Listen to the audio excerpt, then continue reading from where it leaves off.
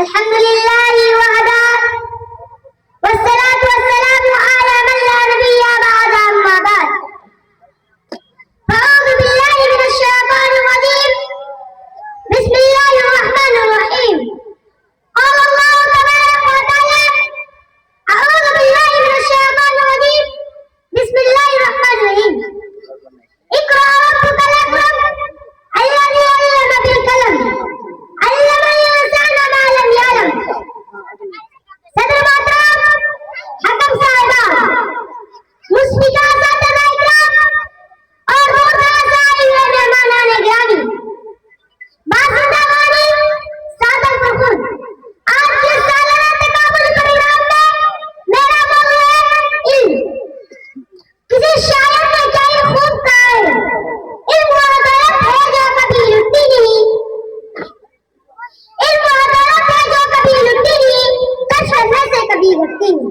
محترم بزرگوں دوستوں حوصلے کسے پسند نہیں سدا تاریخ میں مناتا اندھیرے کمرے میں گھٹنے کسے چین لگتے ٹھیک ہے بات ان کا ساتھی بات ہے وہ کون سی چیز تھی جس نے آدم علیہ السلام کو مستقبل بنایا اور کون سی طاقت ہے جو انسانوں کو اشرف المخلوقات بنائے ہوئے ہے وہی میں بھائیوں دوستوں ہم مسلمان ہیں اللہ کے رسول صلی اللہ علیہ وسلم پر ہم یاد رکھتے ہیں.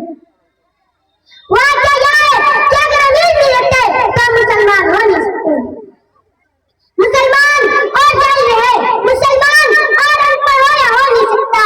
اللہ کی کتاب میں ان دن میں جگہ جگہ بیان کی گئی ہے. ارشاد باری تعالیٰ ہے قل هل يستوي الذين يعلمون والذين لا يعلمون انما تذكر اولو الالباب. اس آیت کا ترجمہ یہ ہے کہہ دیجئے اہل علم جاننے والے برابر ہو سکتا ہے عقلمندی نصیب کرتے ہیں. محترم دوستوں علم سے مراد کیا ہے؟ کیا دنیاوی علم کیا خوبی علم علم کوئی بھی ہو انسان کو عزت دیتا ہے انسان علم سے کمال پاتا ہے.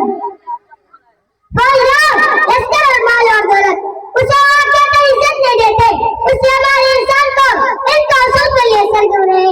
آپ اگر دنیاوی علم حاصل کرتے ہیں تو دنیا میں کامیاب رہتے ہیں. آپ اگر علم حاصل کرتے ہیں تو آخرت کا کامیابی آپ کا قدم چلیں گے.